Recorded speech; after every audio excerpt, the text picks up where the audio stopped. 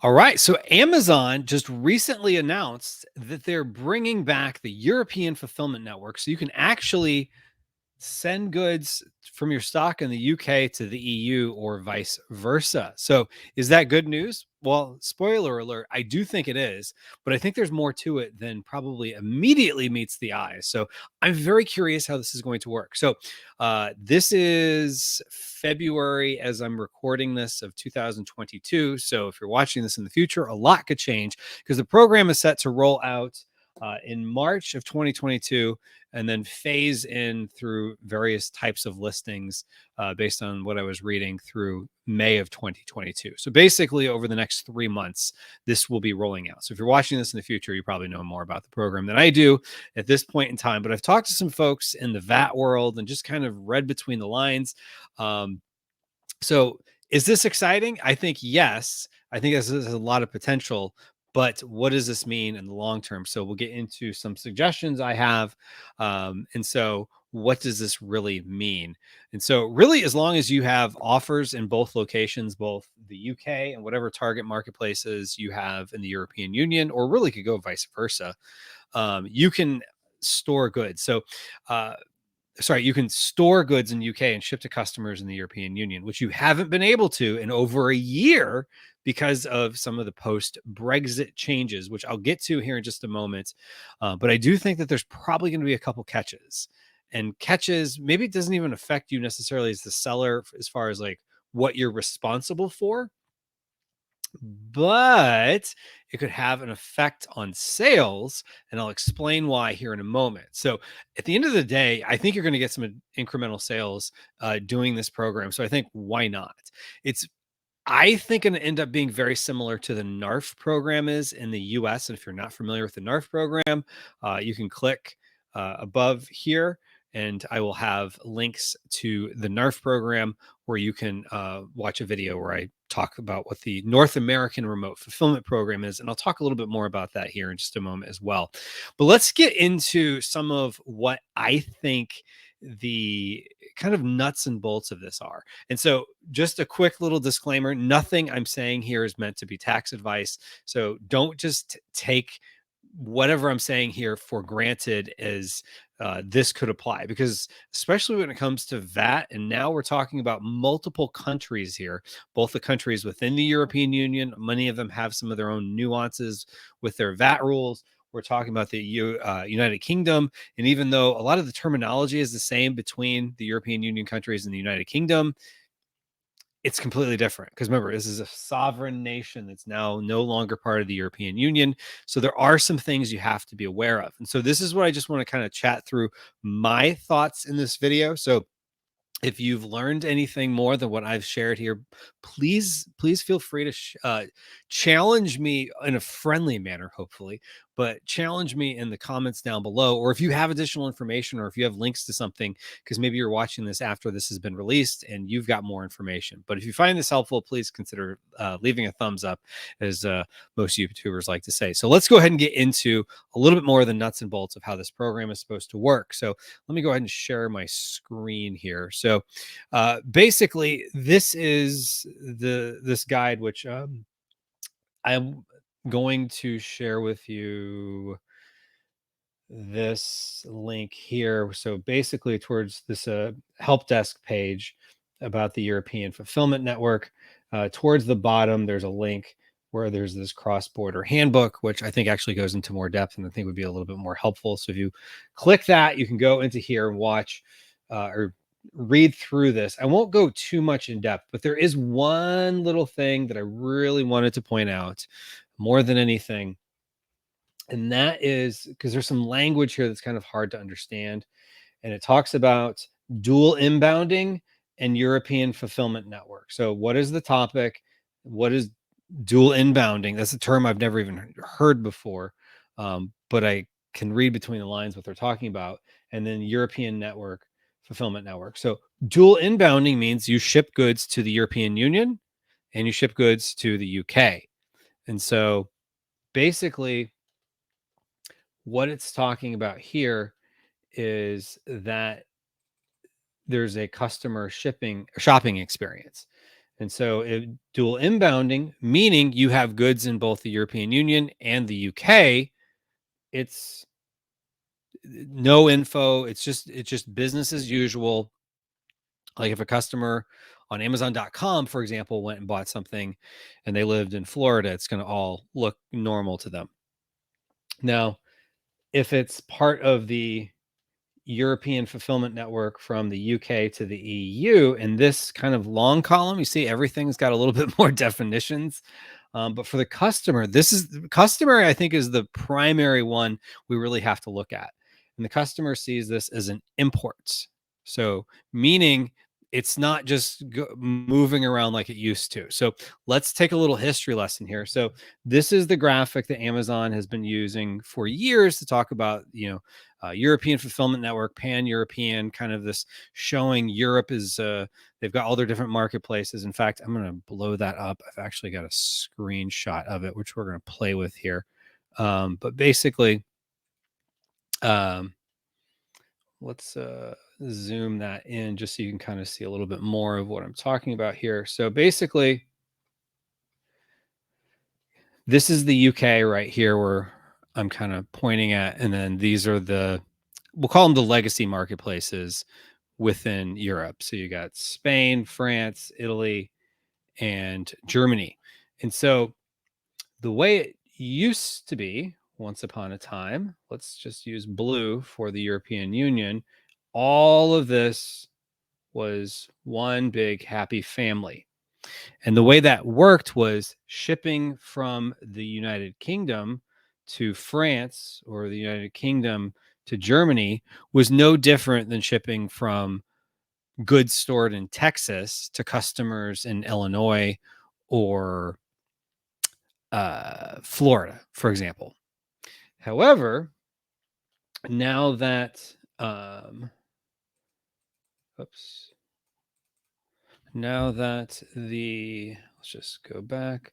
Now that there is a hard border because of Brexit, you cannot just ship as easily in between.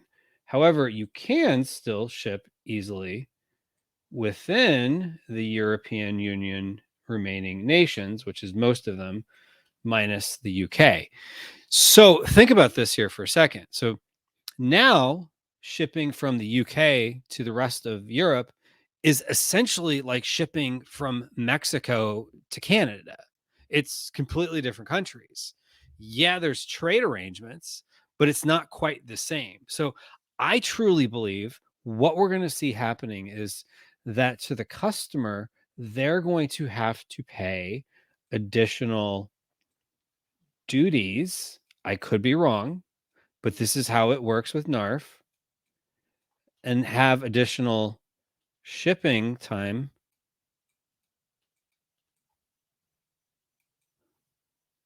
both, let's say, in time and fees. So in money, so I'm putting a dollar sign, but really they'd be paying more in euros or pounds. And then also in time, which this is a horrible drawing of a clock, but hopefully that makes sense. So same thing when I was talking about with North American Remote Fulfillment Program. Basically, if you are selling something in the North American Remote Fulfillment Program, or NARF, what would happen is you would be able to ship from your US inventory to customers in Canada, which in fact, let's draw that out just for fun. So you could ship to customers in Canada. Oh boy. So let's just say this is NARF, and let's just say that's the US Canada border. So that's Canada and that's US. You can ship to these customers, but these customers here have to pay for duties. So this is an established thing. This isn't theory, this is established. So customers would rather buy from goods that are already stored in the country. Now, they don't think of it that way. They just know that certain types of, and they've gotten savvy at identifying which ones are NARF offers being offered to them and which ones are not. And so the algorithm, I believe, is also favorable to local inventory as opposed to inventory that is um, being shipped from the US. So I have a feeling we're going to see the same thing here too. Now, the nice part about this is if you have goods stored in, let's say, Germany, and you want to sell to customers in France, but you run out, you could theoretically, if you had stock in the UK and you're enrolled in European Fulfillment Network and it's an eligible offer, you could ship to them. It might be not quite as good of an experience. It's going to be a little bit more costly fulfillment fee for you, but it's worth it. Now, one of the things to keep in mind too for someone starting out in Europe, UK is almost without fail your best marketplace to go into. In fact, I'm going to make that green just to.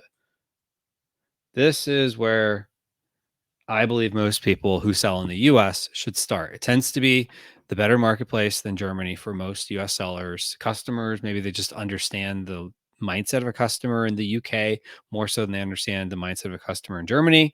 Not that there's anything wrong with German mindsets, but it's just different. In fact, I was just talking to someone recently who moved to Florida from Germany, and we were talking about how different things are. And so there's just little nuanced things that are kind of hard to understand when you're marketing to people if the culture is so different. Whereas in the UK, it's not quite as different. So you could start out, register for VAT in the UK, put your offers in these other marketplaces, and you could ship to customers in those other marketplaces and get some sales to test it out. And I would bet, now again, I could be proven wrong down the road, but I would bet you're going to get better, much better sales because it's going to be a better customer experience because they're not going across the hard border over here on the English channel.